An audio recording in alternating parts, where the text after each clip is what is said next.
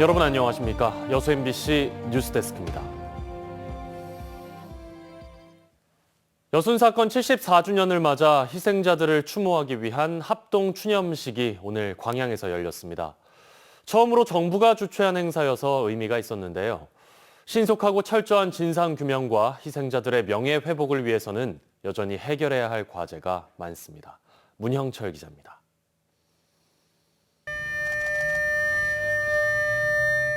여순 사건 74주기를 알리는 사이렌 소리로 시작된 합동 추념식.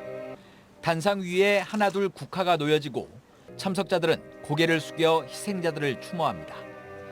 유족을 대표해 마이크 앞에 선 백발의 노인은 가족을 떠나보낸 70여 년 전 그날을 떠올리며 눈시울을 붉혔습니다. 아버지 목에 총탄 자국이 차마 이럴 수는 없는 일 아닙니까? 지난해까지 여순 사건 추념식은 지자체가 주최했지만 올해 초 특별법이 시행되고 진상규명을 위한 위원회가 공식적인 활동에 들어가면서 올해는 처음으로 정부 주최로 열렸습니다. 추념식을 해준다는 것은 국가가 이 일을 인정해준다. 이제 더 나아가서는 이제 국가에서 기념일이 제정이 돼야겠죠. 이달 초 희생자 45명과 유족 214명을 공식적으로 인정한 정부는 신속한 진상규명과 명예회복을 약속했습니다.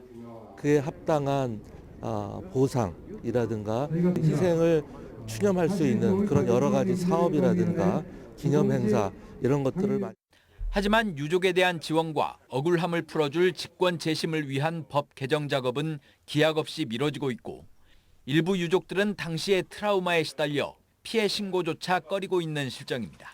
개별 방문을 해서 말씀을 드리려고 합니다만은 너무 무서웠답니다. 그간의 연자제나 이런 것으로 해서 이 같은 문제를 해결하기 위해 피해 지역 가운데 3곳에 대해 직권 조사를 추진하기로 했지만 조사 인력이 턱없이 부족해 결국 한 곳만 진행하게 됐습니다.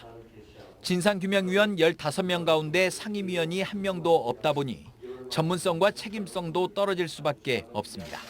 5.18 진상규명위원회, 진실화해위원회처럼 지금 직제가 확대되지 않고는 진상규명과 희생자 명예회복이 요원할 수 있다. 한편 여순 사건 진상규명위원회는 다음 달 2차 유족 및 피해자 결정을 위한 심사를 진행할 계획입니다.